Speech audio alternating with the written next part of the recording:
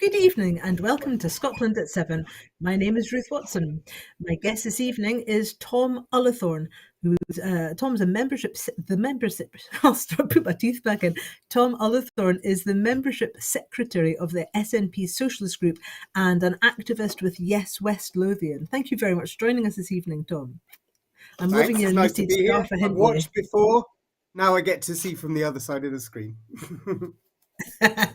Well, I very much look forward to hearing your perspectives on this evening's news.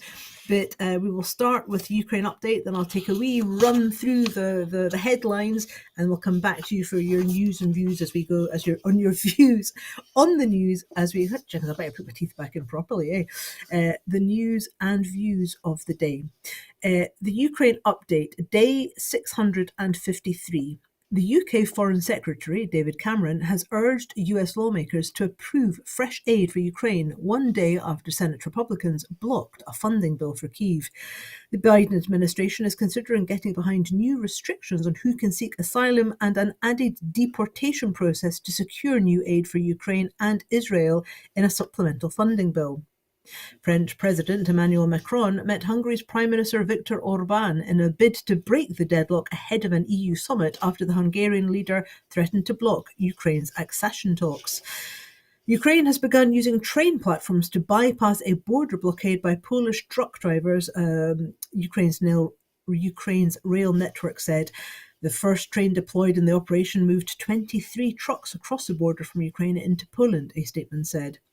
The UK and US accused Russian security services of engaging in a sustained cyber espionage campaign against top politicians, journalists, and NGOs.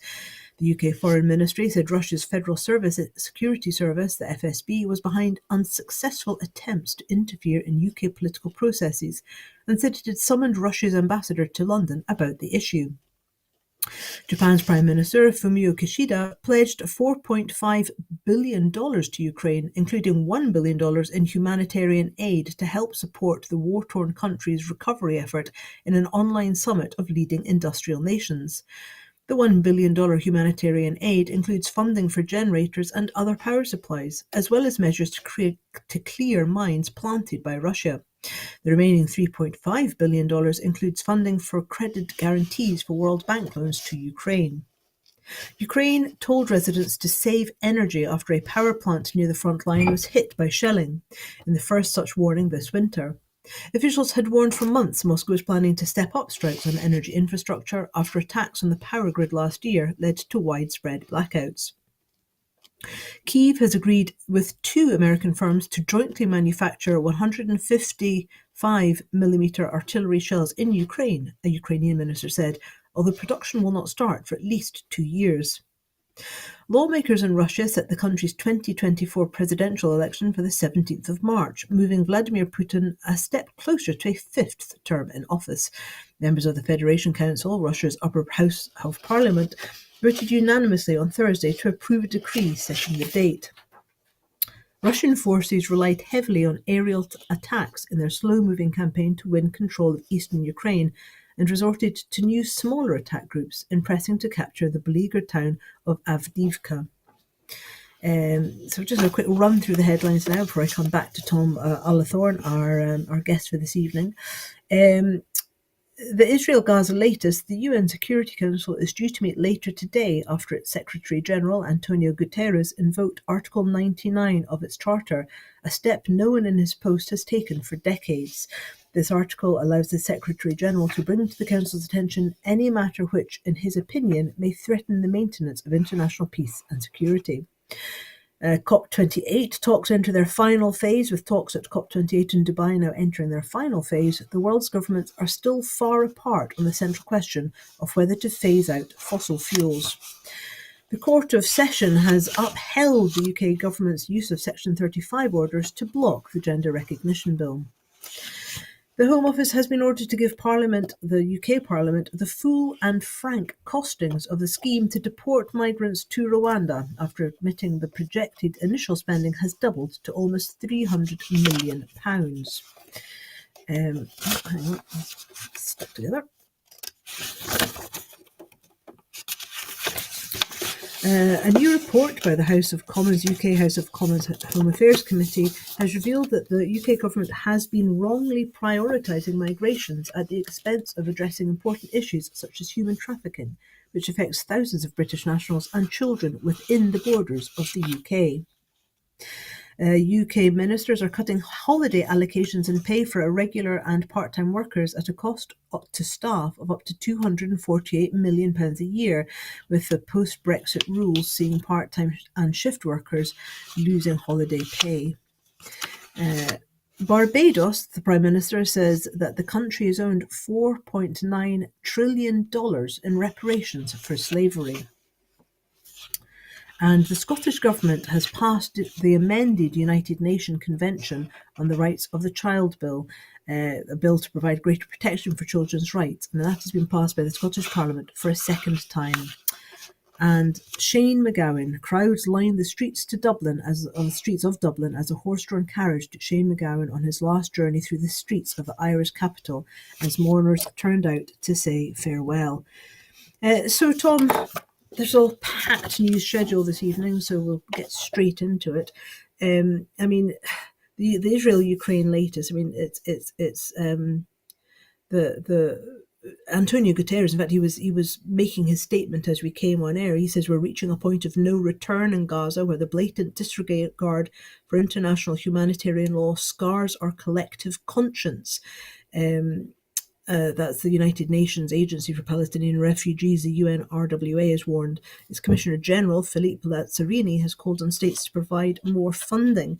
I mean, it's just the number of journalists killed. I mean, it's 68 journalists have been killed covering the Israel-Hamas war, equivalent to more than one a day. I mean, it sounds as though some journalists are being specifically targeted using their mobile phones, which the Israeli government has got everybody's mobile phone numbers. They know who has which mobile phone. And I can't remember the poor gentleman's name, but a famous poet. He was phoned yesterday by the IDF, the Israeli security forces, and told he was being targeted at the school. So he went home and he was bombed by them there, and his whole family was killed. I mean, in terms of the impact on what is happening to the people of Palestine, but also its implications for peace for the people of Israel. What's your take on this unfolding horror in Israel and Palestine? I mean, to start with the news that Antonio Guterres is standing up and being very strong. He seems to be showing that the UN can influence world policy, have some influence there. For a long time, the nation state took the lead, and although there are lots of problems with the UN, especially given that certain states can use their veto, so there's often not universal agreement.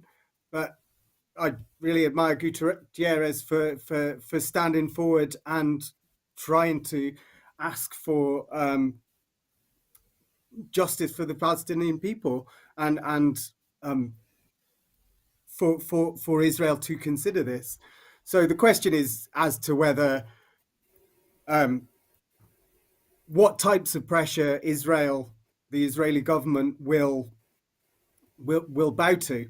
I watched Norman Feinstein yesterday saying that as soon as President Biden has started to give indications that he's not happy with the numbers killed in Gaza,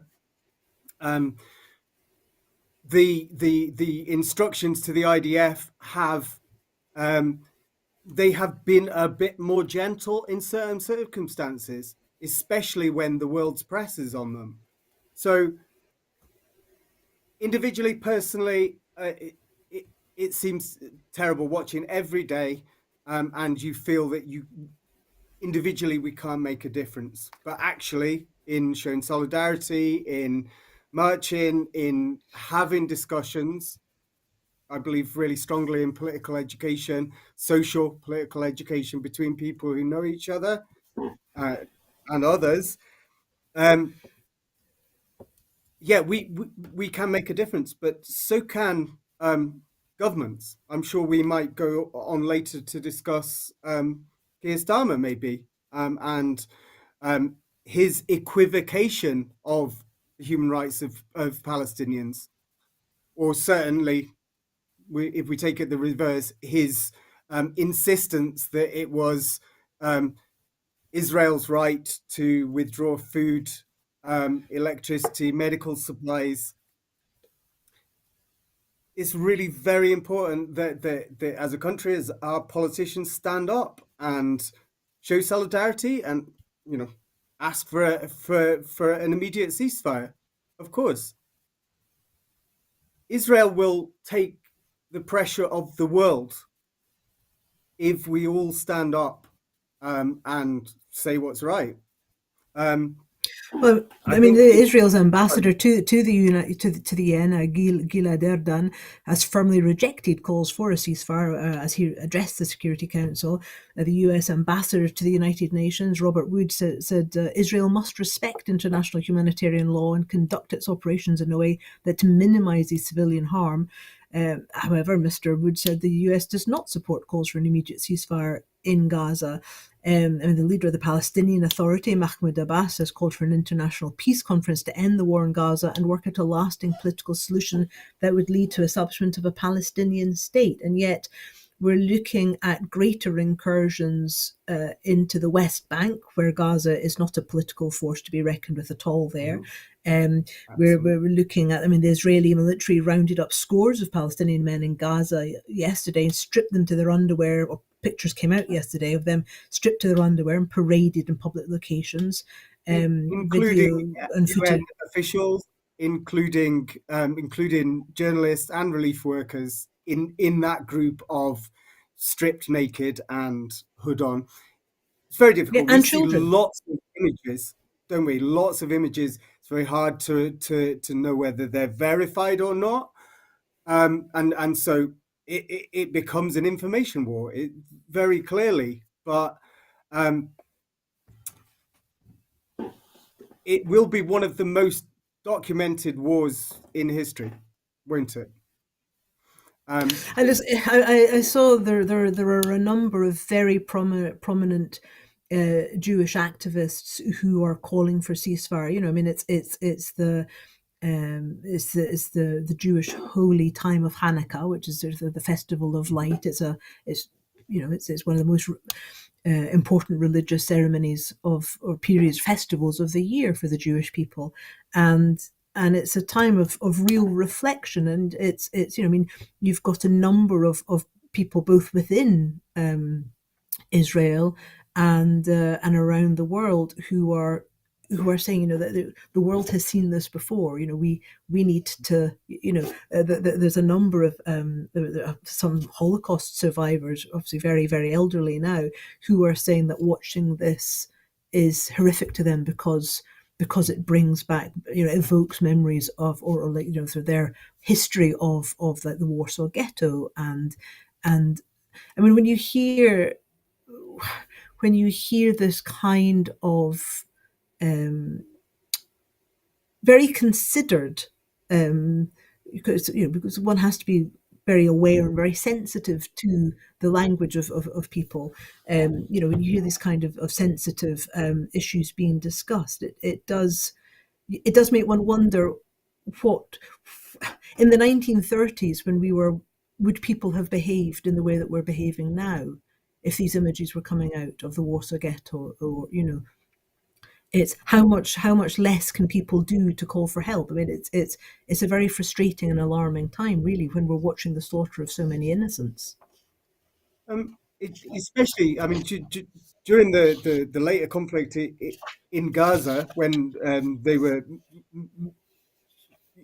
IDF forces were into North Gaza, they were expelling journalists, so nobody could report on it. The only images of that invasion is from IDF camera footage.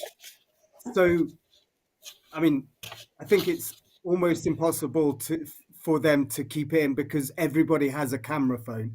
But once they switch the mobile network off in Gaza, once they bomb telecommunications, um, it's very difficult to get the story out.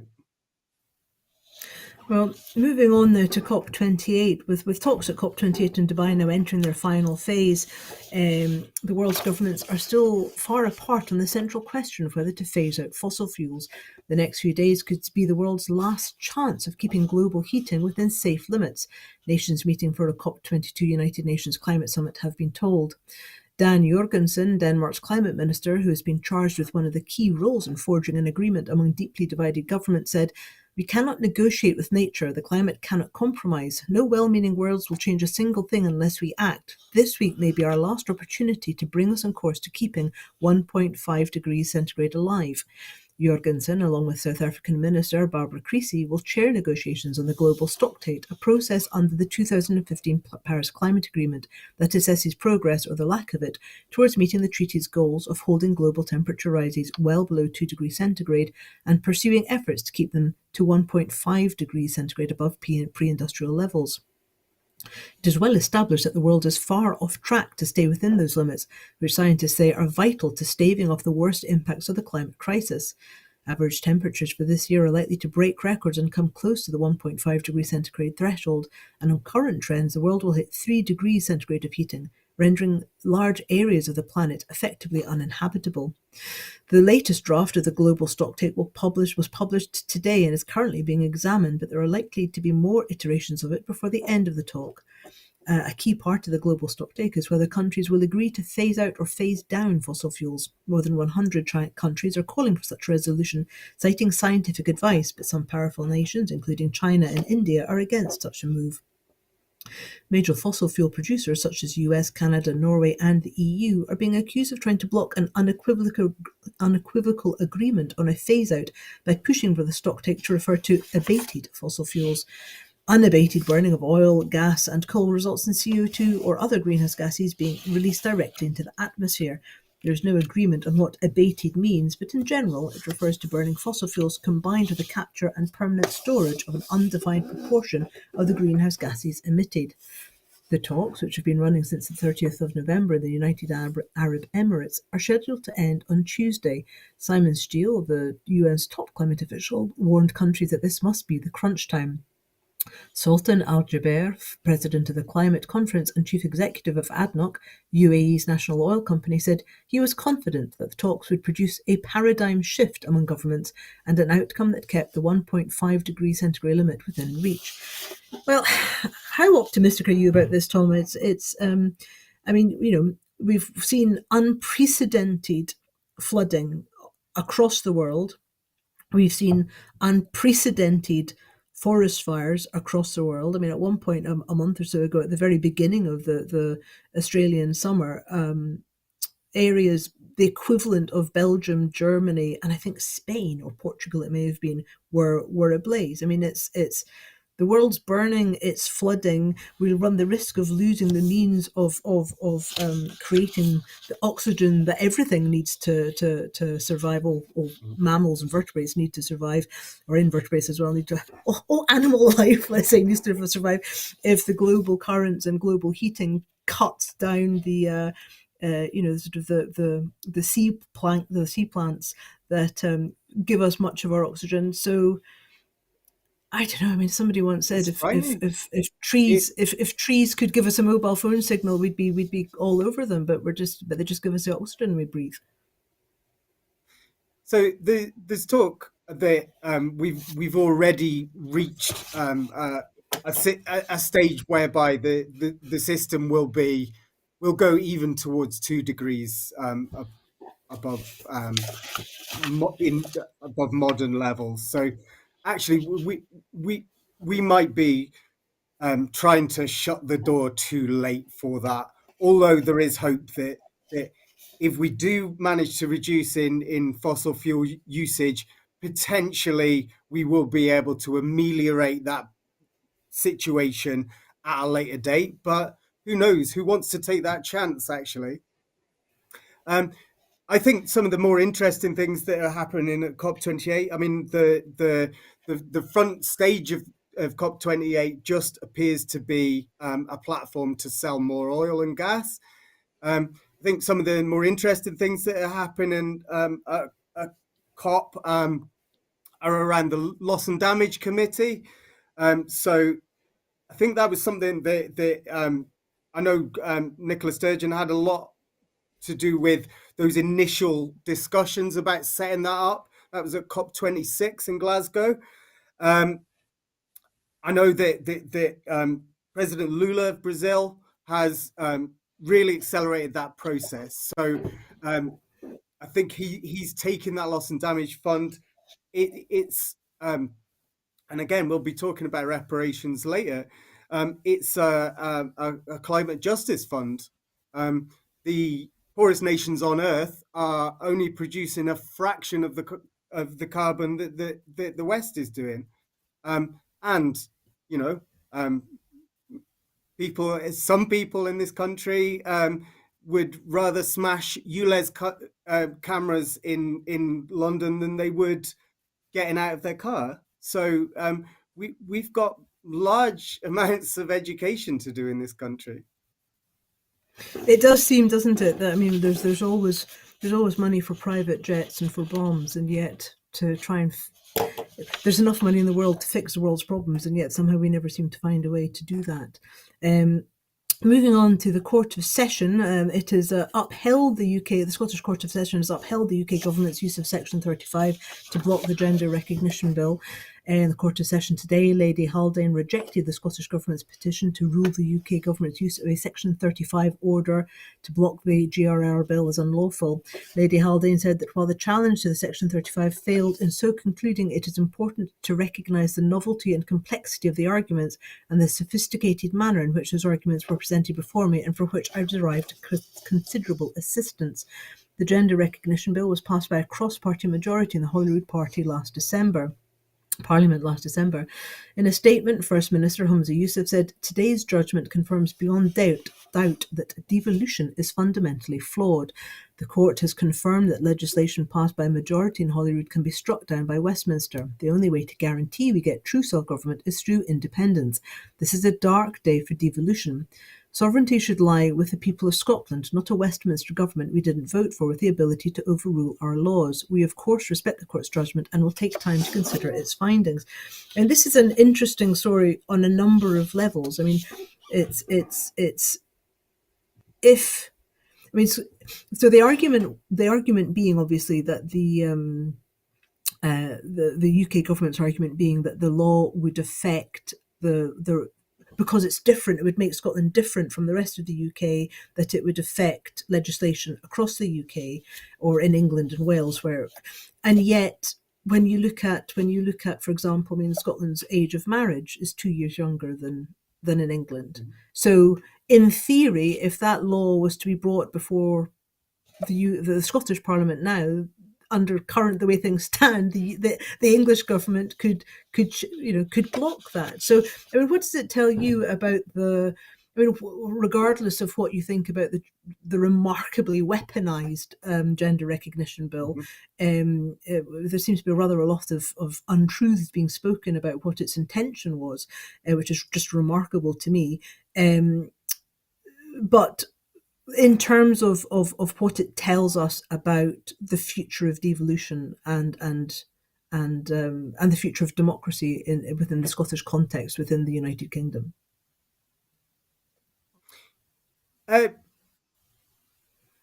Yeah, I mean, it comes down to the fact that this was the first time that the Section 35 was enacted. I heard questioned several times on the radio earlier. It was probably the first bill that the Tory government significantly disapproved of, and that's more likely the case. And they found a legal way to justify it. For me, the crux of the judgment was on what what was the impact of the GRA Act on the Equality Act legislation, and um, the I'd have to read the whole judgment, but it looked to me that it boiled down to the fact that there would be differences in terminology of gender reform certificates or gender recognition certificates in Scotland as the rest of the UK. I think we always need to take perspectives on things. I mean, it, it will only affect and will support very much a very small amount of people. Of course, it's been weaponized. I heard Megan Gallagher, Tory MSP, going straight for the emotive. Mentioning Isla Bryson and the Isla Bryson case, that which is really, frankly, irrelevant to the ruling today and to the spirit and the actual fact of the GRR. It was it had cross party support in Holyrood and passed easily. I was very it shows the problem of, for instance, being in UK Labour, being a Scottish MP. Not that there are many of them. I think they've only got they've got two at the moment. But I remember Ian Murray, although his party supported the GRA at Holyrood, he had nothing to say about Section 35 being used to thwart the democratic decision of Holyrood. There's always conspiracy theories about the Tories want actually to close down Holyrood if they could, or at least to curtail the powers of Holyrood such that it becomes for deciding about car parking and filling potholes. I think the majority of people see Holyrood, the social research polls. I wish I could pluck figures out of the air, but I can't. Certainly not the recent ones. But there's quite a majority of people in Scotland who see Holyrood as their first layer of government, and Westminster as being more distant. Okay, to stop us being able to do things, the government that holds the purse strings. So it looks like a case of us being stopped doing what was, we democratically elect politicians to make decisions. They made a collective decision which Westminster decided wasn't right for them. Poor show. Well, it's I mean, looking further at sort of the Westminster government's apparent abandonment of democracy, the Home Office has been ordered to give Parliament the full and frank costings of the scheme to deport migrants to Rwanda after admitting projected initial spending had doubled to almost £300 million. Matthew Rykoff, the Permanent Secretary of the Home Office, has been asked to attend the Public Accounts Committee on Monday to explain after the initial cost of the scheme rose from £140 million to £290 million. He was also accused of showing an extreme lack of respect towards the Home Affairs and Public Accounts Committee over the way the Home Office disclosed the cost days after refusing to be transparent. No migrants have been deported to Rwanda because the courts have ruled the scheme unlawful, despite payments totalling £240 million already. A further £50 million will be given to Rwanda next year, regardless of whether flights go ahead, as a result of Rishi Sunak's emergency legislation to deem it a safe country and to disapply parts of human rights law, which is just unprecedented. The committee chair said they had referred the matter to the National Audit Office and that they expected full and frank answers at the public hearing on Monday before a parliamentary vote on the emergency legislation on Tuesday.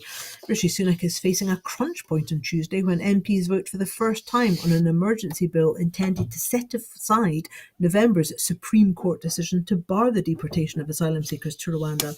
Number 10 said MPs would be provided in advance with evidence to show that Rwanda was a safe country and setting out further details of the plan. The bill gives ministers the power to ignore judgments that come from Strasbourg, but stops short of leaving or formally derogating from the European Convention on Human Rights, as demanded by right-wing Conservative MPs, prompting the resignation of the Immigration Minister, Robert Jenrick. If Sunak were to give in to the demands of Jenrick, Braverman and others, he could risk ministerial resignation from MPs from the party centre, such as members of the One Nation group. I mean, it's a remarkable story, this is. And Rishi Sunak not only is sort of looking to sidestep the European Court of sort of Convention on Human Rights, but actually is also ignoring the UK's courts. I mean, they kind of try and blur it and say, oh, well, Europe bad, but actually this is UK courts. The highest UK court in the land has ruled to say this isn't okay, and Rishi Sunak has come out to say he will pass a law to say it is okay, and you can't say that Rwanda's not okay. And now, right, Rwanda, a nation which is considered to be too authoritarian and sort of egregiously dangerous to human rights, they're the ones who are saying, if you don't behave, we're going to step away from this because this, what you guys are doing is too much even for us. I mean, this surely is unprecedented. They're trying to bend reality using the courts and using legality. How does that work? To say something and to make legislation say that something is illegal, technically it makes it illegal, but doesn't make it moral, and it doesn't make it true. Another example of that is when they brought the Illegal Immigration Act in. The Refugee Convention says that you can pitch up at a country and claim asylum there. It doesn't have to be the first nation you come to. You might have particular contacts or feel more safe in another country. The Refugee Convention says that you can claim asylum in that situation, and the Rishi Sunak's government's illegal migration bill said that wasn't true. Said that it was illegal to come to this country. Few other countries in the world try to change reality by expressing it through legislation like that. But there are no safe routes. I mean, that is a fairly key point, isn't it? Is that there's a catch-22. You can only claim asylum if you come by a safe route, according to the legislation. But if you come by a legal route. But there are no legal routes. There is no legal mechanism by which somebody can come to this country through an asylum program. There was a few people from Afghanistan, but that's it. So I mean, it's. What do you think this tells us about the potential for I mean, the route that the Conservative Party is taking and that Keir Starmer seems to be content to follow in terms of the United Kingdom government's shift to not just the right, but the far right? Let's talk about somebody who's probably even further right than all of that. Isabel Oakeshott talked on Question Time this week about having a one in, one out policy. So she called it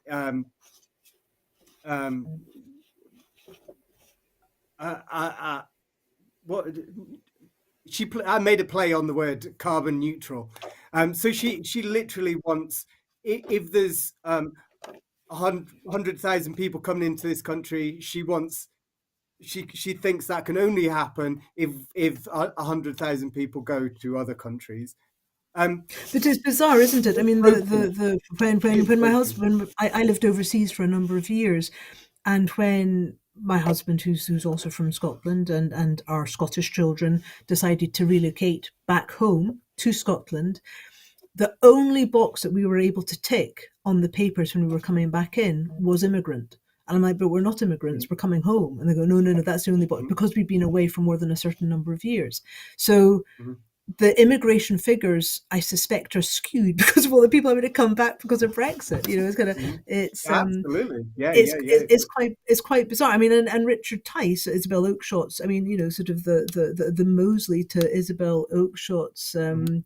Oh, I can't remember the name of the woman now, but you know who I mean. I mean, his parents came from Hungary. It's remarkable the amount of people who come, who now are sort of second generation or third generation, um, Look belong at to that this fella country. Boris You know, Johnson. Look at that. He obviously came from America, and there's no problem about people coming from America. I think as is so often when I look at Westminster politics, I think of that as being foreign politics now. Okay, it's another European country that's happening in, called England. Um, and actually, Scottish politics and Scottish social attitudes, I think, are considerably different now. You see polling which says that people really understand that migrants to this country make a positive social, economic benefit to this country. And so that gives space. And obviously, a lot of politicians in Scotland have the space to talk about humane immigration policy. And yet, yeah. um, when the SNP asked to have immigration devolved to Scotland, it's refused. Um, what is this voluntary union we're in, Ruth? Well, I'm the presenter, so I shall remain impartial. Home Affairs Committee report says the United Kingdom government has failed to prevent human trafficking. A new report by the House of Commons Home Affairs Committee has revealed that the United Kingdom government has been wrongly prioritising migration at the expense of addressing important issues such as human trafficking, which affects thousands of British nationals and children within the borders of the UK. The committee's report also highlighted that there's little evidence of the UK government's claim that human trafficking protections are being abused to gain the asylum system. The SNP has called on the new Home Secretary to end the witch hunt on asylum seekers and refugees, to put a stop to its abhorrent Rwanda deportation plans, and instead focus their attention on dealing with the reality of human trafficking. Commenting, SNP Home Affairs spokesperson Alison Thewlis MP said, "Human trafficking is abhorrent and every effort should be made by the UK government to eradicate it. However, the Westminster government has decided to sacrifice its efforts on ending this heinous crime and instead prioritises demonising asylum seekers and refugees." Now, moving on, the United Kingdom government's post-Brexit rules will see part-time and shift workers lose up to £248 million in holiday pay. UK ministers are cutting holiday allocations and pay for irregular and part-time workers at a cost to staff of up to £248 million a year. The UK government is changing how holiday days and pay are calculated for people who do not work full-time throughout the year, such as shift workers, school employees, and those on 0 hours contracts. The changes will mean that instead of receiving full holiday rights at the beginning of the year in the same way as full-time workers, 5 million UK workers on temporary or irregular contracts will have to gradually gain them during the year. Experts say the change is one of the most significant erosions of employment protections since the UK left the EU Working Time Directive. A Westminster government spokesperson said, "We are reforming this legislation to make overtime, holiday pay and entitlement legislation less complex and easier for employers to follow." Labour have refused to guarantee that they would overturn the changes if they win the next UK general election. UK government analysis published this week reveals that the changes will be so wide-ranging it will save employers, that means cost employees, between 50 million and 248 million every year. Well, I mean, again, Tom, this comes back to my fairly regular question, which is, what is the point of Labour? But also, I mean, this is one of those Brexit sunlit uplands that the Tories promised. They just didn't promise it to the working people. What do you make of this? um, so Brexit was a project that lots of right wingers, lots of free marketeers. They love this idea of Britannia Unchained, and obviously there was a book, and there was a terrible prime minister that was part of that project, and that project is about entrepreneurs being able to take advantage of Britain being free of Europe and to have a bonfire of these regulations so that they can avoid paying as much holiday pay and sick pay to people who work on the minimum wage, who actually produce the profit that sits in their bank accounts. So obviously they couldn't sell it like that, So again, Richard Tice or Michael Gove or Boris Johnson couldn't say to the average British worker, you will be poorer and you won't be protected by the solidarity of 500 million people anymore. But we can put Union Jacks on our buses and we can, I don't know, any of those things that they said they could do when Brexit happened. So it's a con. It's a big, big, big, big con. And also, I mean, And it was said at the time that they would, that it's not just this pay; it will move on to rights like maternity pay and paternity leave, and it's sort of this. When Jacob Rees-Mogg said he wanted us to be like Bangladesh, he meant it. mhm, yeah, and we It's will be the I workers mean, in his factory. yes, I mean It's it's never the likes of Michel Moon that are asked to pay back money, is it? So I mean, moving forward, you can see that it's not just going to be in terms of holiday pay. And the UK's anti-strike clause has been described as a galvanising moment for unions. The TUC General Secretary has said the UK government's spiteful new anti-strike clause have created a galvanising moment for the UK's trade union movement. Speaking before a special Congress of union leaders on Saturday, tomorrow, about how to respond to the Strikes Act, Paul Novak promised the TUC would throw its weight behind any worker hit by the new law. We want to repeal this legislation, but in the meantime, we're absolutely clear we're going to defend any worker who exercises that right to strike. Before a strike, employers will be expected to drop lists of individuals they deem necessary for maintaining the minimum service levels. Those named in such work notices will not be allowed to strike and could be sacked if they do so. If unions fail to take so-called reasonable steps to ensure the work notices are complied with, they could be sued for damages of up to £1 million. Detailed regulations were passed in the UK Parliament this week, specifying the minimum service levels for rail workers, border staff, and the ambulance service, with others such as education expected to follow. Rail workers will be expected to ensure that at least 40% of trains run, for example. The TUC has already referred the legislation to the International Labour Organization, arguing that it undermines the right to strike. After details of the minimum service levels for the Border Force Railways and the ambulance service were published last month, the House of Commons Joint Committee on Human Rights wrote to the Business Secretary, Kemi Badenoch, expressing serious concerns, saying that some workers would, in effect, be prevented from ever striking. I mean, this is just absolutely astonishing that, 100 years after the labour movement achieved the right to strike, it's being swept away, and I don't hear anything from the Labour Party, the party that actually brought the right to strike, helped get the right to strike the aim passed. is in the And party, isn't it? and where Yeah, Keir Starmer has said people aren't allowed, that the Labour MPs aren't allowed to appear on picket lines. I mean, what it's is going on in terms of worker it's rights? I think it's probably Starmer's natural middle of the road tendencies anyway, but I think he wants this clean break from Corbyn as leader of Labour, and under Corbyn, there was a lot not to agree with him, especially about Scottish politics, which I think he knew very little.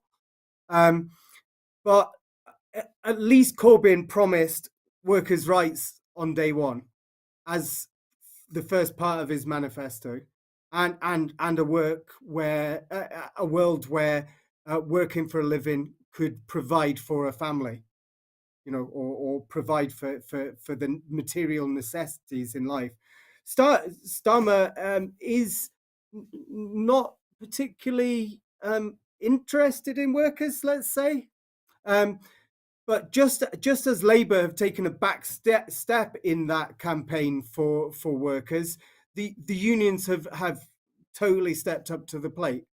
So we've got Mick Lynch, the leader of the RMT, and not only is he talking quite rightly, and he's very good on workers' rights, but also he's so inclusive in his message. So the workers that we're talking about are all of the workers in this country, um, be that born here or immigrant, be that gay, lesbian, or straight, be that disabled workers. Everybody counts. Every we and that message comes over very clearly, I think. So yeah, it's great that the unions are stepping up.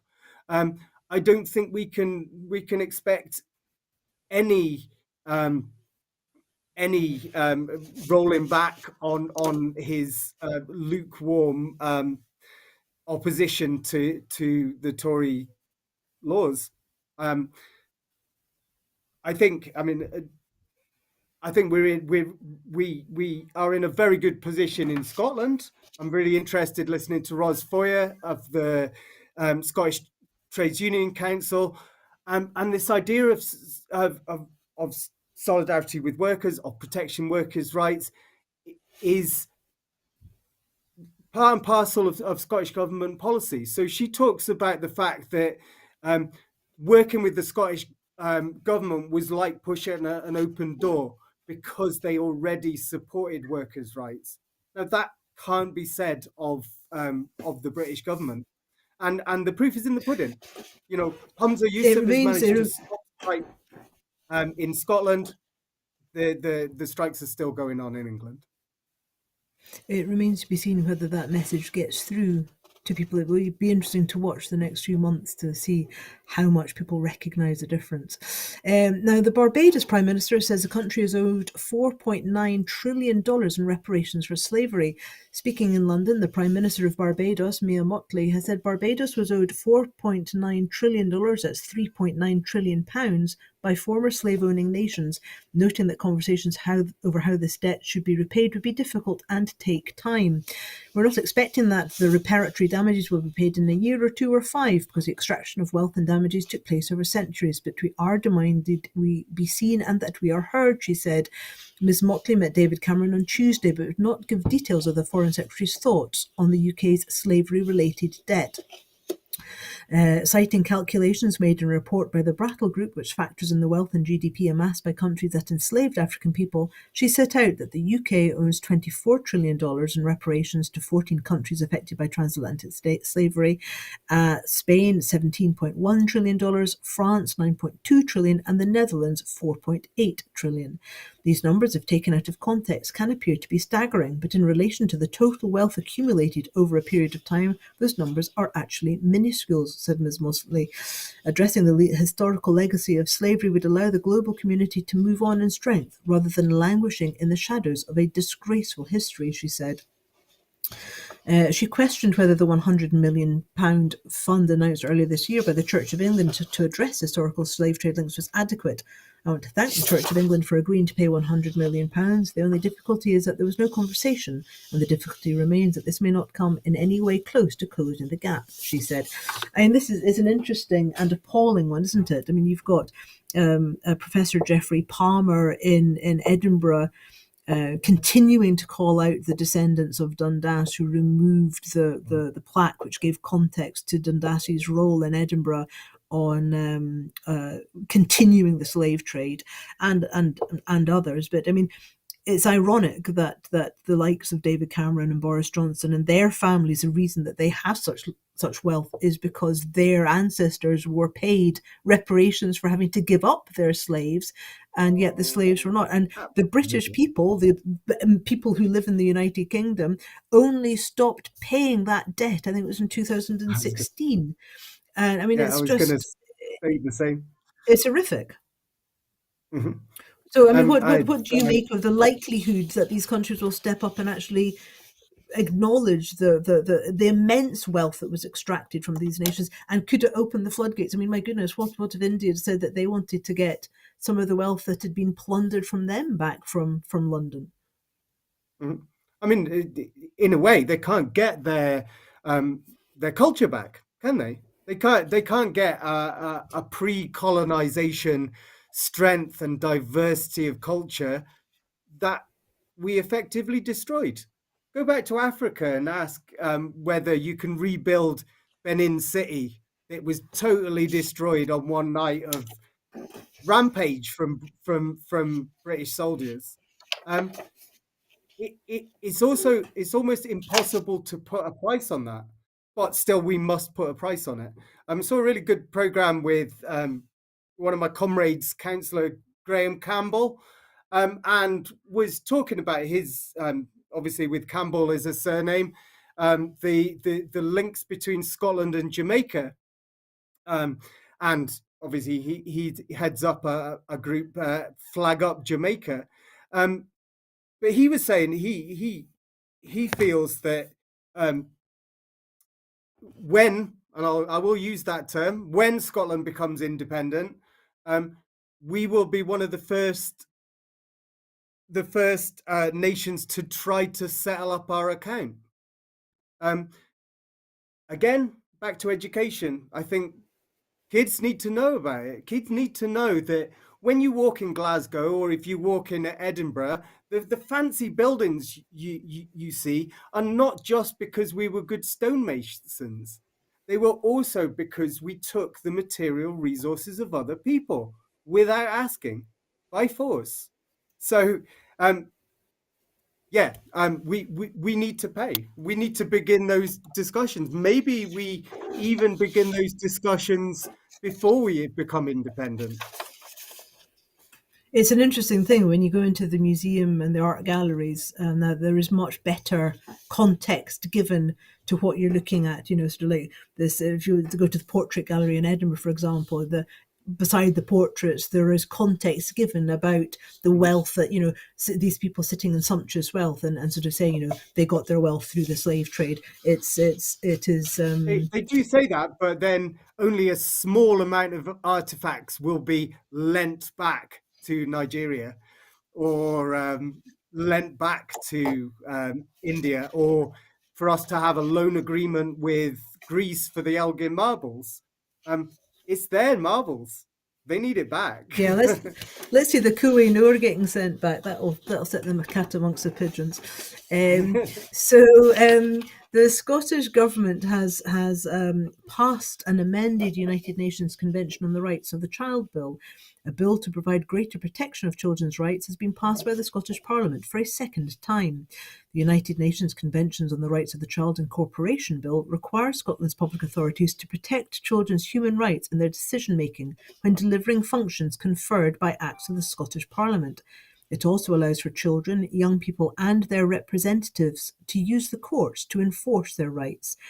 Several sections of the original bill, which was passed unanimously in 2021, were ruled by the Supreme Court to be out with the Scottish Parliament's legislative competence, following referral by the UK government. MSPs have now backed an amended bill with reduced scope. Social Justice Secretary Shirley-Ann Somerville said, "This bill is an important milestone in ensuring that children's rights are respected, protected and fulfilled under Scots law." Although Scotland will become the first devolved nation in the world to incorporate the convention into domestic law, we are limited in what we can achieve because of the nature of the devolution settlement. We have had to limit the scope of this bill because of legal action taken by the UK government. That is deeply disappointing. So while this bill is undoubtedly a step in the right direction, it remains the case that the only way to protect children's rights in the delivery of all public services in Scotland is for the UK government to fully implement the UNCRC. Unfortunately for Scotland's children and young people, they remain firmly opposed to such action. I mean, this is a kind of double-tiered question, really, because in this legislation, if I'm correct, it's kind of like the precursor of the Section 35s being used, because it was passed back to kind of question the competency of it. And in the time that it came to the point where the government said yes, where the court said yes, it was competent, the UK government had changed legislation to render it no longer competent. It rushed through. So on the one hand, sort of anyway, so Scotland's laws have being sort of tampered with sort of in fairly unwieldy ways. But what does this tell you about Scotland's commitment to human rights and social justice? But also, how do you think what impact will this have, if any, on the rights of children and young people? Um, Firstly, I mean, to look actually at Westminster, imagine a government whose express aim is not to protect children. Just let that sink in for a little bit. That's the reality that we're here. I mean, okay, there will be lots of mealy-mouthed words and legal terms which say it's not competent or whatever, but they're not really interested in protecting children. I think the as is obvious, the Scottish government is interested in that. And I think Scottish politics and Holyrood politics are a consensus business, a lot more than Westminster. Um, will it make a difference? Yeah, because I think if we foreground rights, if we tell people what they can expect, then that helps it happen. So in intent and having a legal framework allows these rights to flourish, if you like, so that people understand what their rights are and other people will protect them. Um, Otherwise, not so much. People can get away with saying, "Well, it's not against the law, is it?" Um, to have lots of sugar in children's food, for instance. It's only a small example, but people might say that's against the rights of a child to healthy food intake. Um, yeah. Um, Well, I it's think interesting to see where the legislation will take us, and as you say, it's will be interesting to see in the context of this ways in which perhaps laws and rights are framed and behaviours are framed going forward. Now, sad news for the end of the program. You know, Shane MacGowan, the Pogue, the iconic Pogue singer, as he died at the age of 65. Crowds lined the streets of Dublin as a horse-drawn carriage took Shane MacGowan on his last journey through the streets of the Irish capital as mourners sung and turned out to say farewell. The Pogue singer was dead, but for mourners, his lyrics seldom felt so alive as his funeral cortege wound through the heart of the Ireland's capital on Friday. There were tears and applause as the near 50-member marching band paused along the route to play Fairy Tale of New York and other hits that, for some, recalled memories of pubs, clubs, Scots, bedsits, youth, dreams and loss. The funeral service took place later in Nanagh, County Tipperary, the home of his mother's family, with President Michael D. Higgins, Johnny Depp and Nick Cave attending the funeral mass. Shane MacGowan will be cremated on Saturday and his ashes scattered into the river that inspired MacGowan's The Broad Majestic Shannon, about an exile's yearning for home. MacGowan was born in Kent, grew up in London, the son of Irish immigrants, and fused punk, folk and other influences into the Pogues and other collaborations that blended rebellion and nostalgia. The songwriter and vocalist died on the 30th of November at the age of 65 after a long illness, drawing tributes from artists and musicians from around the world. Who cited the influence of the Pogues' trailblazing Celtic punk. In a statement, MacGowan's family thanked people for their support and said the procession in Dublin offered a chance to wish him Godspeed and say Slán, goodbye. I note that today would have been the birthday of Sinead O'Connor, another iconic Irish singer who has passed away too soon. adieu. I'm guessing you were a Pogues fan, am I right? I was a big Pogues fan, so I heard about Shane sadly passing on Wednesday, and in the car all day. Rum Sodomy in the Lash, an amazing album. Um, just talking about people who were downtrodden, people whose rights weren't respected. Coming back to rights respecting, countries. Uh, Irish people were significantly disadvantaged in the public narrative in the 1970s and 80s. They were the other. They weren't quite white almost, in the way that the polite society viewed Irish people, and it was a disgrace, an absolute disgrace. Well, I know lots of Irish. my dear Anyway, departed thanks for his Dublin's music. my My dear departed Dublin Scot dad would have agreed with you, I'm sure.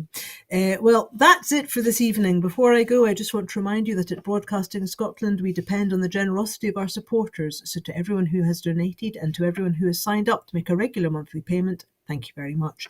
Our programmes will always be free to view. However, if you can afford £5 a month, please consider becoming a Broadcasting Scotland supporter. Our need to reach our £30,000 target to pay our bills is still pressing. Due to the generosity of our supporters, we have now raised over 22,000. However, our need to raise the remaining 8,000 is really urgent. So if you've got a wee bobby or a sood on the back of your couch, please stick it into us. I'm Ruth Watson. Thank you very much to my guest this evening, Tom Ullathorne. A pleasure to meet you, Tom. Good night, and thank you for watching.